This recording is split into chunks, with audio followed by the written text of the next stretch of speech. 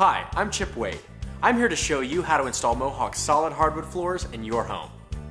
The first thing you want to do before installing any floor is read the instructions. There's a lot of important information and some helpful tips that will make installing your new floor a breeze. When installing any solid hardwood product, be sure to bring your product into the center of the room at least 72 hours before installation. This will allow the flooring to acclimate to the space so that it performs properly once you put it in. Also be sure your subfloor is clean and free of any debris, nails, staples, or anything else that may interfere with the installation.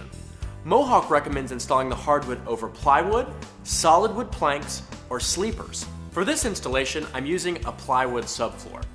Once that's done, all you need to do is determine the layout of your floor, and you're ready to move on to the next step. I've gone ahead and laid out some 15-pound felt paper in the room.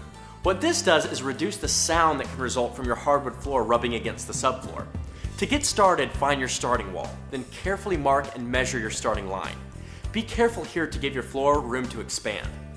Generally, your expansion gap should be as wide as the floor is thick. For this installation, I'm using a 3/4 inch thick product, so I'll mark a line 3/4 of an inch away from the wall. Use your line as a straight edge and lay the first row of flooring in place with the tongue facing the center of the room. Since I'm using 3/4 inch hardwood, I'm going to nail my first floor to the subfloor. If you're using 3/8 inch hardwood, you can nail, staple, or glue down your floor. Remember, no matter what method of installation you're using, be sure to use the appropriate tools and the appropriate fasteners or adhesives. For the first couple of rows, you'll need to face nail the planks in place. Be sure to do this near both ends, about 1.5 inches in, and every 10 to 12 inches along the length of the plank. I'd recommend pre-drilling and countersinking these holes so you can go back afterwards and fill them with matching putty for a nice even finish.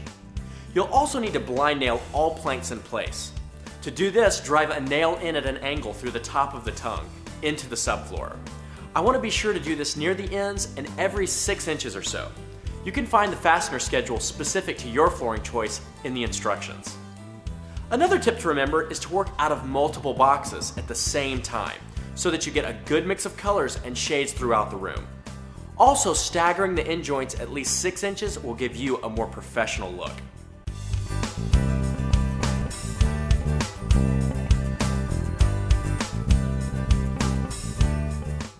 And there you have it, a beautiful new solid hardwood floor, and it was so easy.